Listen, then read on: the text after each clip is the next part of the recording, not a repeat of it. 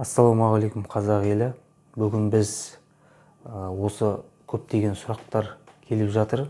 Мысалы, сазан балықтарының өндірушілерін, яғни уылдырық шашатын аналық, аталық бастарын қайдан алуға болады, және өндіруші балықтардың жыныс белгілерін қалай ажыратуға болады, оның қайсысы аталық, қайсысы аналық екенін қалай ажыратуға болады деген сұрақтар келеді. Және де оларды отырғызғанда, мысалы, қанша аталыққа, қанша аналық, соотношение қанша болу керек, ара қатынасы деген сияқты.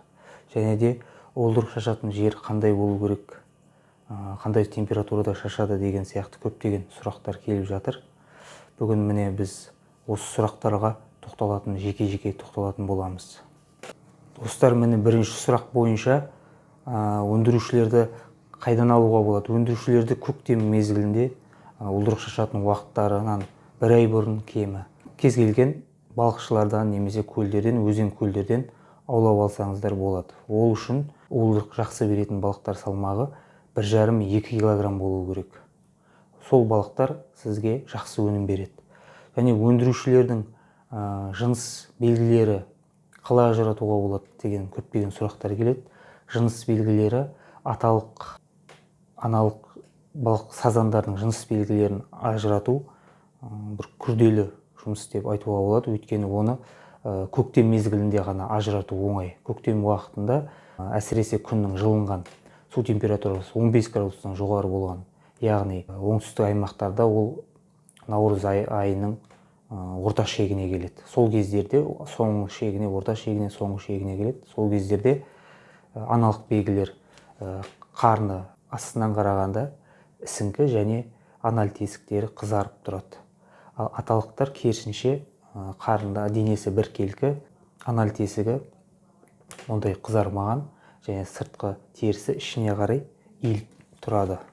Келесі сұрақ бойынша өндірушілерді, мысалы, оларды аулап алғаннан кейін, мысалы, аталық, аналық балықтарды ажыратқаннан кейін олардың соотношениесі және ара қатынасы қандай болады деген сұрақ көп болады. Мысалы, бір аналыққа бір аталық немесе екі аналыққа бір аталық отырғызсаңыз болады. Егер негізгі гектарына, бір гектарға 3-4 аналыққа 2-3 аталық отырғызады.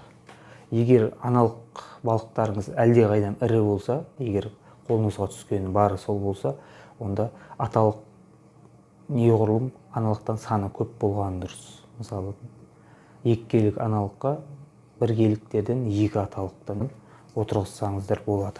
Және жасанды, мысалы, оларға ұя жасау. Сазандар жалпы тұқымдас балықтар фитофил деп аталады. Судағы өсімдіктерге уылдырық шашады. Яғни олар тереңдігі жарты метр, яғни 40 сантиметр, 30 сантиметр, 50 сантиметр тереңдікке су таяз болған сайын су неғұрлым көп тез жылынатын аймақтарға уылдырық шашады. Яғни жасанды шөп болмаса, жасанды ұя жасасаңыздар болады.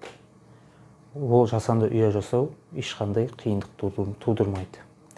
Келесі сұрақ бойынша судың температурасы қай уақытта шашады дейді.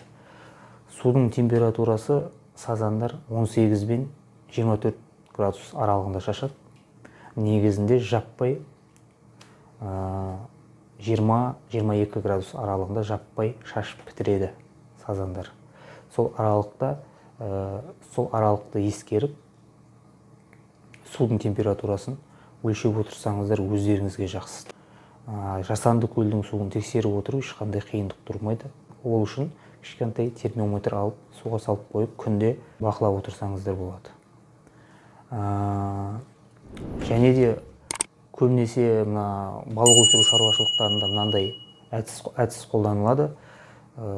Балық өсіретін тоғанға, яғни уылдырық шашатын көбею тоғандарына 100 грамм, 200 граммдық жыртқыш балықтардың шабақтарын жібереді.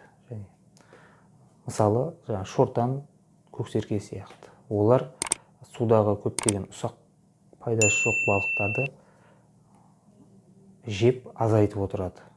Және сіздің сәйкесінше сіздің өніміңізді арттырады.